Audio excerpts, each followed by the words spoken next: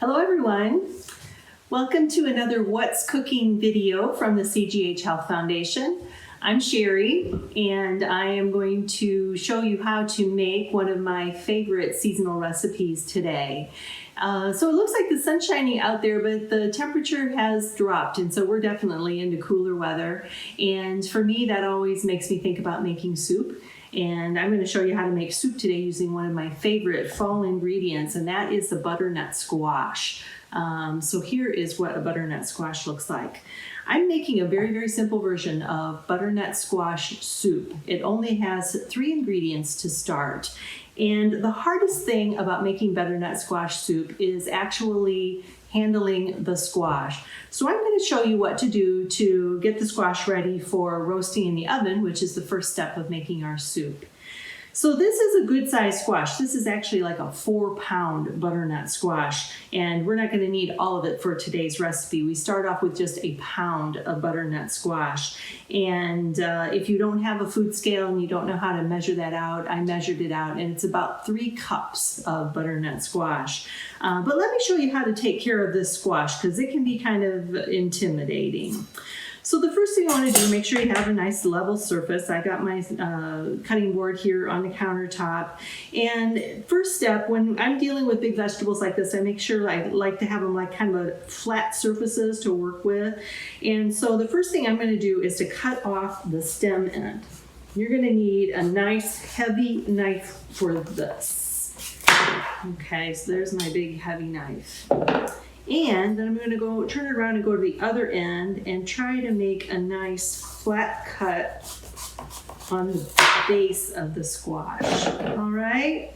So then what you can do is turn it up and see, you got a nice flat end to work with.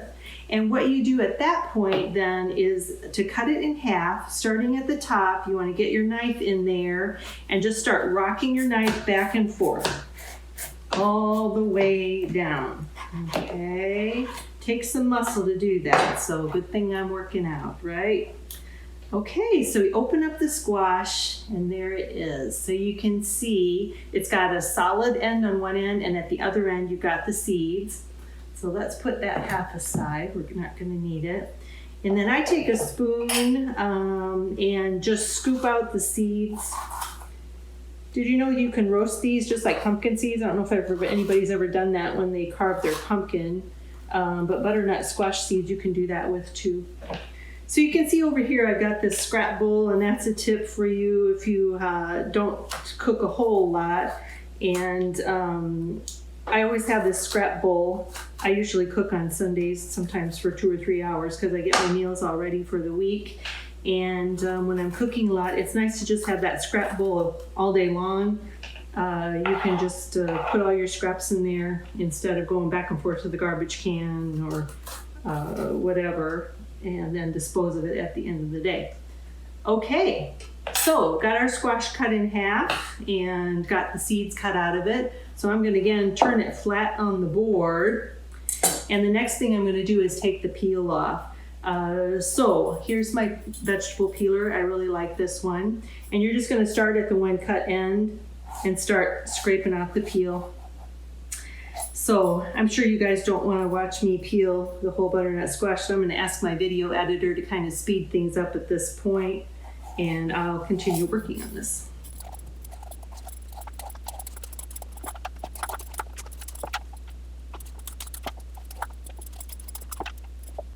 Thanks, Matt. Okay, so we got the peel off. What I like to do then, I like to cut off the end that had the seeds, right? Because I handle that a little bit differently. It's hollow. You can see that it's hollow. So I usually cut it crosswise like this. And then I have those half rings. I can cut it into kind of chunks that way. Got my cookie sheet here with the parchment paper on it.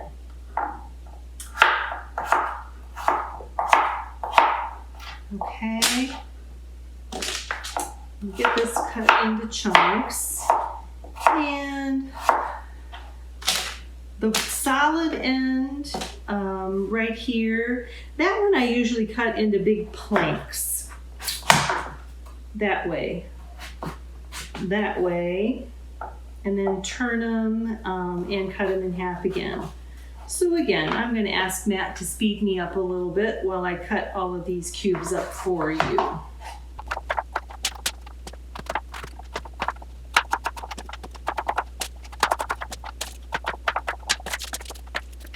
All right, thanks, Matt.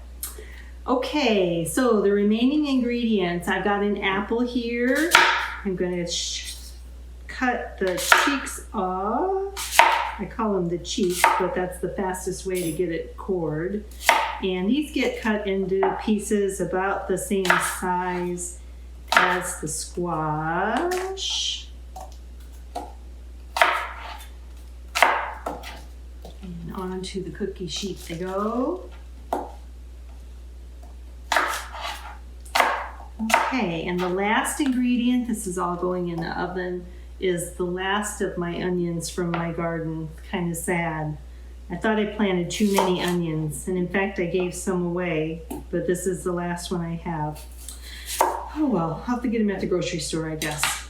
The other thing that I have over here to the side is this little quart container. So I make my own vegetable broth. And if you're somebody that cooks a lot, that can save you. So I always have this little quart container in the freezer, and when I'm cooking with onions and carrots and celery in particular, I put some garlic in there once in a while.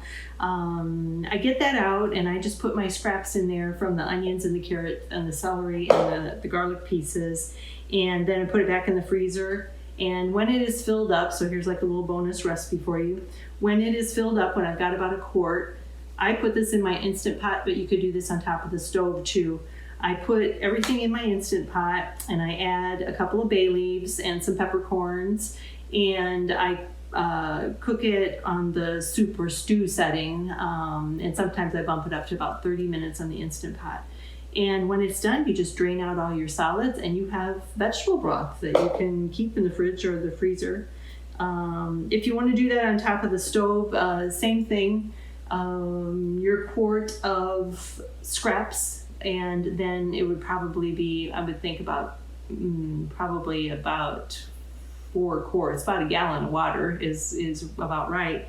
And cook it on top of the stove, just let it simmer for an hour or two, and same thing, you made your own vegetable stock. So this is a small onion. I'm just going to cut it into quarters because I'm afraid it'll burn if I leave it too small. And there we go. There are our butternut squash, our onions, and our apples, and these are just going in the oven at 400 degrees for about 30 minutes. Okay, go ahead and put it in there and set the timer. I'm always forgetting to set my timer. All right, so of course, we're not going to wait 30 minutes for the things to come out. I have a pan that I have already got roasted. There they are. And what I have here, so at this point, you have a couple of different options for finishing off this soup. I have one of these immersion blenders. I love it. And so in this pan right here, I've got 2 cups of vegetable stock, and it's at a simmer already. And what I'm going to do is just to take my vegetables, this is another reason I like using the parchment paper, pick them up and kind of drop them into that soup. There you go. All right. Now, if you don't have an immersion blender like this, here's what you would do.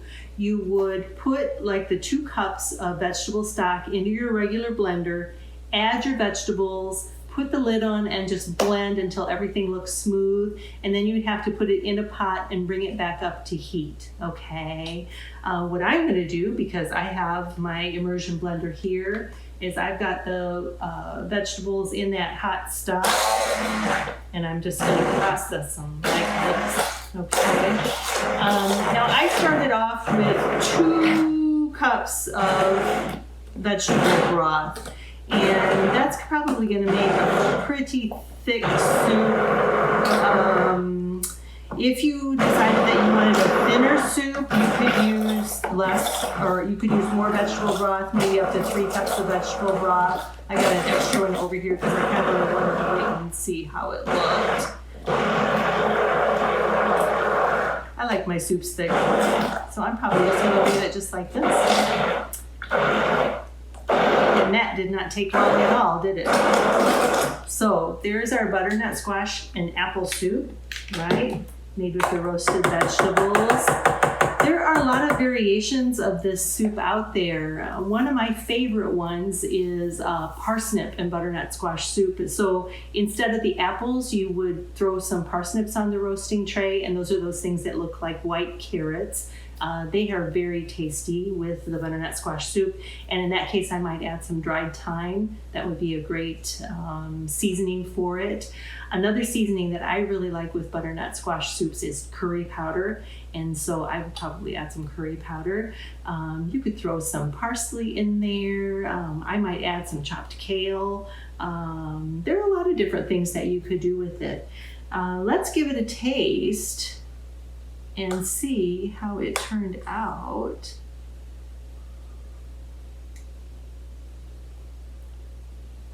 Oh, that's really, really good. And that's only 3 ingredients. I haven't even put in salt and pepper yet. But of course, you could add a little salt and pepper to taste. But isn't it amazing how with just 3 ingredients you can get such a really, really good soup? So you can find this video on our CGH website under What's Cooking CGH, or on the foundation, and on our YouTube page there, and all of the past videos that we have done. I will hope that you'll try to make some soup for yourself. It's much healthier for you than the canned soups in the grocery store, a lot less sodium, of course. And come back again and see our next video.